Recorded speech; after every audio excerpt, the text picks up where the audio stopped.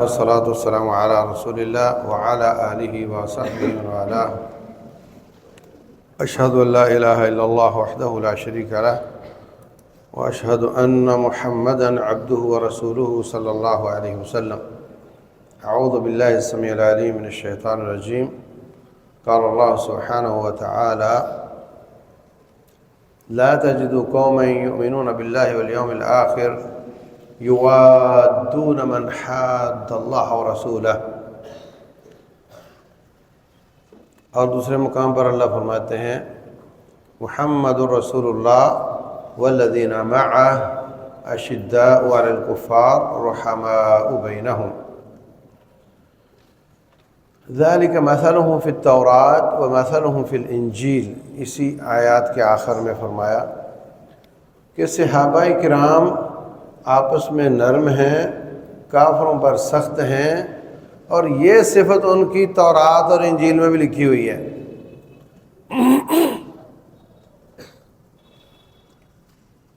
اور تورات انجیل کب لکھی گئی؟ تورات کب لکھی گئی؟ آدم علیہ السلام کی پیدائش سے پہلے. بخاری شریف کی حدیث ہے کہ آدم علیہ السلام اور حضرت موسیٰ علیہ السلام کا مناظرہ ہو گیا. مناظرہ ہو گیا. آدم علیہ السلام نے موسیٰ علیہ السلام کہنے لگے: ابا حضور، بات لمبی ہے، میں مختصر کرتا ہوں.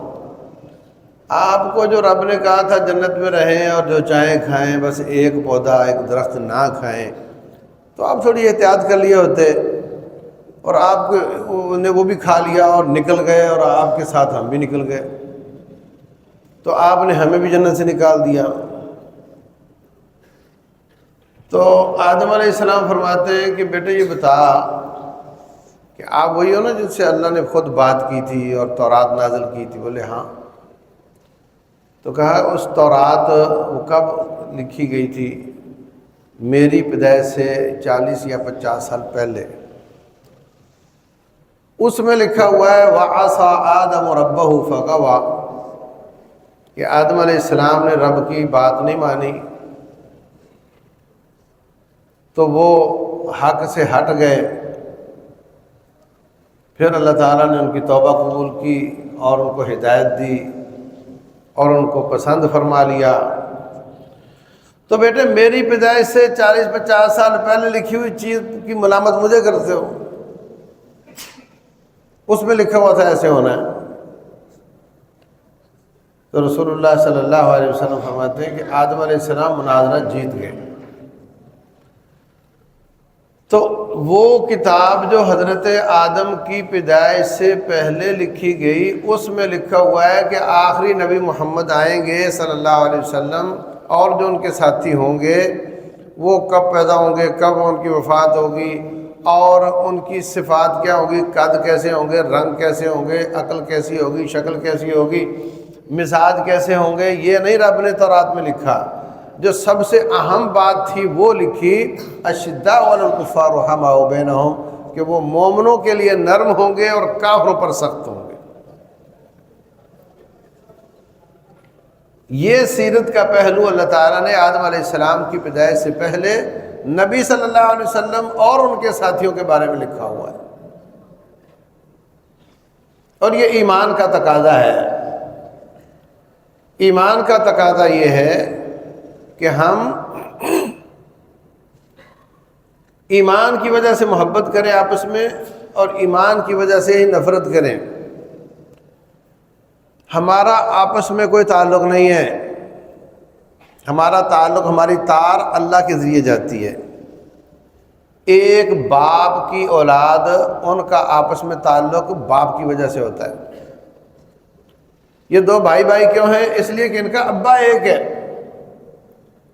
اور ہم سب آپس میں بھائی اس لیے ہے کہ ہم سب کا اللہ ایک ہے، پیدا کرنے والا ایک ہے. اور اگر باپ سے تعلق مضبوط ہے تو پھر خون کا رشتہ دار بھائی زیادہ مضبوط ہے. اگر رب سے تعلق زیادہ مضبوط ہے تو پھر ایمان کی وجہ سے بھائی زیادہ مضبوط ہے. حضرت مصعب بن عمیر رضی اللہ تعالیٰ عنہ احد کے میدان میں جیت گئے، بلکہ بدر کے میدان میں، ہاں، کافروں کو پکڑا جا رہا ہے، قتل کیا جا رہا ہے، تو ایک مکے والے کو صحابہ اکرام پکڑ رہے، اس کے بازو پیچھے کر کے باندھ رہے ہیں، تو مصعب بن عمیر رضی اللہ عنہ اس کے پاس سے گزرے تو کہتے ہیں اچھی طرح باندھو، اس کی ماں کے پاس بڑا پیسہ ہے،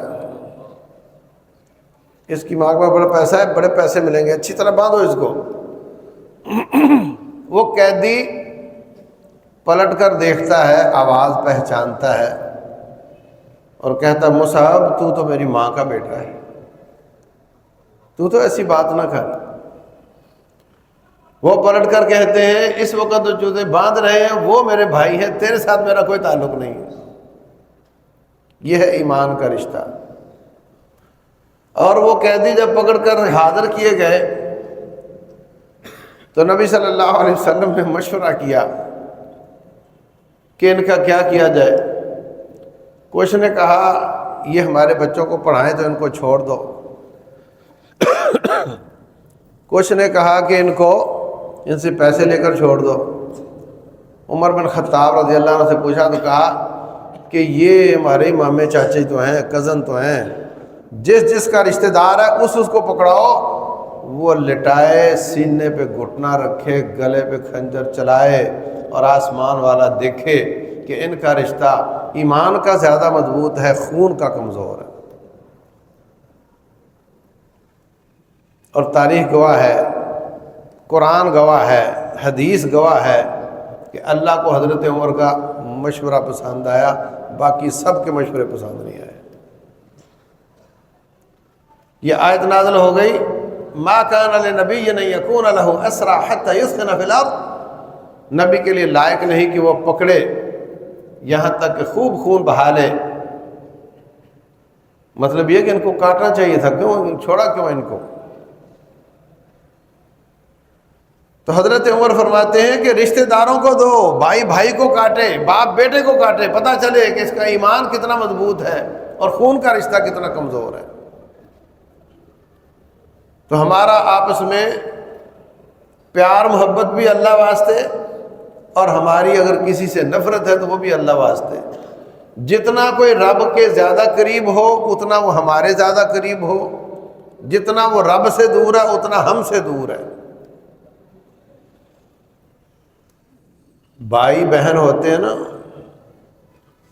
بھائی بہن کی ناراضگی ہو جاتی ہے۔ اب بھائی کی بیٹے کی شادی ہے، وہ دوسرے بھائی کو کہتا ہے میری بیٹے کی شادی پہ آنا ہے، وہ کہتا ہے بہن ناراض ہے میں نہیں آؤں گا، پہلے جا اس کو منوا، وہ راضی ہوگی تو میں آؤں گا۔ یہ کیسے ہو سکتا ہے کہ میری بہن تیرے سے ناراض ہو اور میں تیری شادی پہ آؤں؟ تو یہ کیسے ہو سکتا ہے کہ میرا رب تجھ سے ناراض ہو اور میں تیرا دوست ہوں؟ رب تجھ سے نفرت کرے اور میں محبت کروں؟ اس کو کہتے ہیں الولاء والبراء فی اللہ، محبت بھی اللہ واسطے اور براءت اور نفرت بھی اللہ واسطے۔ جتنا قدر کوئی اللہ تعالیٰ کے زیادہ قریب ہوگا اتنا میرے سینے سے زیادہ قریب ہوگا، اور جتنا اللہ تعالیٰ کا باغی اور نافرمان ہوگا اتنا مجھ سے دور ہوگا۔ یہ بنیادی عقیدہ ایمان کی بنیاد پر ہے۔ لیکن یہاں پر اس کی فضیلت بہت زیادہ ہے۔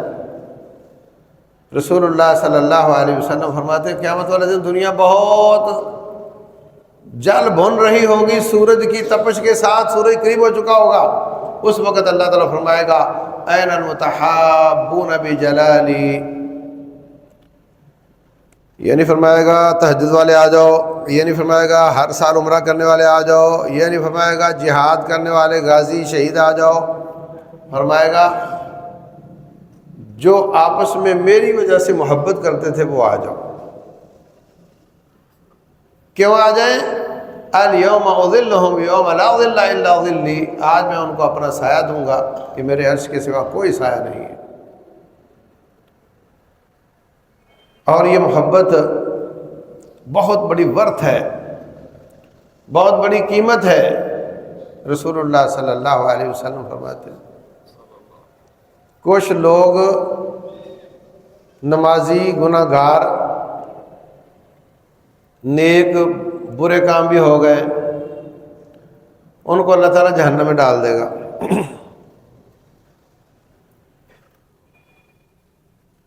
ظاہر سی بات ہے جو چھوٹا مجرم ہوگا وہ اوپر اوپر ہوگا، نظر آ رہا ہوگا، اور جو بڑا مجرم ہوگا وہ جہنم کی گہرائی میں ہوگا، ریاض باللہ، وہ تو نظر ہی نہیں آئے گا۔ یہ جو نیک پاک پاس ہونے والے گزریں گے تو وہ کہیں گے یا اللہ یہ کیا ہوا، یہ جہنم میں، یہ میرا دوست ہے، یہ میرا پڑوسی ہے، یہ اکٹھے نماز پڑھتے تھے، یہ کیسے جہنم میں چلا گیا؟ اور کہیں گے یا اللہ ہم تو نہیں جا رہے جنت میں، ہم تو ان کو لے کر جائیں گے، ہم نہیں جا رہے، ہم تو ان کو لے کر جائیں گے۔ اللہ تبارک و تعالی ان کی شفاعت اور سفارش سے ان کے دوستوں کو جہنم سے نکال کر ان کے ساتھ روانہ کر دیں گے۔ انبیاء بھی سفارش کریں گے، اس کا والیوم بہت بڑا ہوگا، شہداء بھی سفارش کریں گے، ان کا والیوم تھوڑا چھوٹا ہوگا، اولیاء بھی سفارش کریں گے، ان کی ولایت کے حساب سے اس کا والیوم ہوگا، عام بندہ جو نیک جنتی ہے وہ بھی سفارش کرے گا اور اس کا والیوم ہوگا اس کے حساب سے۔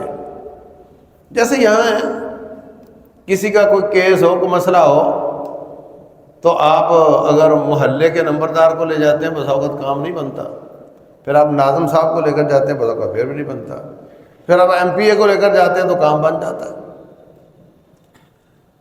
تو ہمیں غور کرنا چاہیے کہ جس طرح دنیا میں ورث ہوتی ہے ہر بندے کی، ہماری اللہ کے کاغذوں میں کتنی ورث ہے، ہم کہاں کھڑے ہیں، کس قدر اللہ ہماری پرواہ کرتا ہے، ہمیں اس کی فکر کرنی چاہیے۔ تو اس حساب سے میں یہ کہنا چاہ رہا تھا کہ ان نیک لوگوں کی محبت ان کو جہنم سے نکلنے کا سبب بن جائے گی۔ نیک لوگوں سے محبت کرتے تھے تو وہ محبت ان کے جہنم سے نکلنے کا سبب بن جائے گی۔ اور جو واقعہ آتا ہے کہ ایک آدمی نے 100 قتل کیا تھا، مختصر کرتا ہوں، اس کو کسی نے کہا تیرا گناہ دھل سکتا ہے، بس تو نا یہ نیک بستی میں چلا جا، بری بستی کو چھوڑ دے، یہ قتل کرواتے تیرے سے، ان کو چھوڑ دے، اپنی مجلس اچھی کر لے۔ اس نے جو چانس دیکھا کہ وہ واہ بھائی واہ میں بچ سکتا ہوں، اس نے جو پائی پیسہ تھا اٹھایا، جو توشہ تھا کندھے پہ رکھا، چل پڑا۔ آپ میں سے کوئی ایسا ہے جس کو کہا جائے کہ آج کے بعد انہیں گھر نہیں جانا اور مستقل قیامت تک نہیں جانا، کرو گے؟ مشکل کام ہے، اتنا مشکل کام اس نے کیا، اللہ اس پہ راضی ہو گیا، اپنی بستی سے نکلا ہی تھا کہ اس کی موت کا وقت آ گیا، ملک الموت نے روح نکال لی، جنت والے فرشتے کہتے ہیں ہمارا، جہنم والے کہتے ہیں ہمارا۔ اللہ فرماتے ہیں نیک لوگوں کی بستی کا فاصلہ اس کی موت کے مقام سے وہ ماپ لو، اور برے لوگوں کی بستی کا ماپ لو۔ رسول اللہ صلی اللہ علیہ وسلم فرماتے ہیں وہ ابھی نکلا ہی تھا، ابھی وہ نیک لوگوں سے دور ہی تھا، ابھی وہ برے لوگوں سے قریب ہی تھا، فزیکلی دور تھا، دل کے حساب سے وہ نیک لوگوں کے قریب تھا، اور ان کے وہ فزیکلی قریب تھا مگر دل کے حساب سے ان سے وہ دور ہو چکا تھا۔ اللہ نے ان کے فزیکلی شکل کا اعتبار نہیں کیا، اس کے دل کی محبت کا اعتبار کرتے ہوئے ادھر والی زمین کو کہا سکڑ جا، ادھر والی زمین کو کہا پھیل جا۔ جب فرشتوں نے ماپ کر دیکھا تو نیک لوگوں کی بستی کے قریب نظر آیا، اور فیصلہ ہوا کہ اس کو جنت کے فرشتے لے کر جائیں گے۔ تو نیک لوگوں سے محبت، نیک لوگوں کا قرب، ان کے پاس رہنے کی کوشش کرنا، یہ بہت بڑی سعادت ہے دنیا اور آخرت کی، دنیا اور آخرت کی بہت بڑی سعادت ہے۔ کالج تو بہت ہیں، وہاں لڑکیاں دکھا کر لڑکے ان کا داخلہ کیا جاتا ہے اور لڑکے دکھا کر لڑکیوں کا داخلہ کیا جاتا ہے۔ جس کالج یونیورسٹی میں کوئی قدغن نہیں، کوئی پابندی نہیں، کوئی پردہ نہیں، پتلونوں کے اندر قمیص ڈال کر پھرتی ہیں، اس کا ایک یونیورسٹی کا اسٹوڈنٹ 55,000، اسلامیات میں بی ایس کرنے کی فیس لاکھ روپیہ ایک سیمسٹر کی، اور وہ اٹریکشن کیا ہے وہاں پر کہ لڑکیاں نظر آتی ہیں، لڑکیوں کو لڑکے نظر آتے ہیں۔ اور آپ بھی بی ایس کر رہے ہیں، آپ بھی آئی سی ایس کر رہے ہیں، اور اتنے نیک لوگوں میں رہ کر، پاکیزہ ماحول میں رہ کر، اور یہاں پر لوگ آنا اس لیے پسند نہیں کرتے کہ اس طرح کی اٹریکشن نہیں ہے، شیطانی اٹریکشن نہیں ہے۔ مگر خوش ہو جاؤ، اپنے نصیب پر ناز کرو کہ اللہ نے آپ کو نیک پاک لوگوں کا ماحول دیا ہوا ہے۔ یہ ماحول اور یہ محبتیں آپ کو دنیا میں بھی فائدہ دیں گی، آخرت میں بھی فائدہ دیں گی۔ اللہ عمل کی توفیق دے۔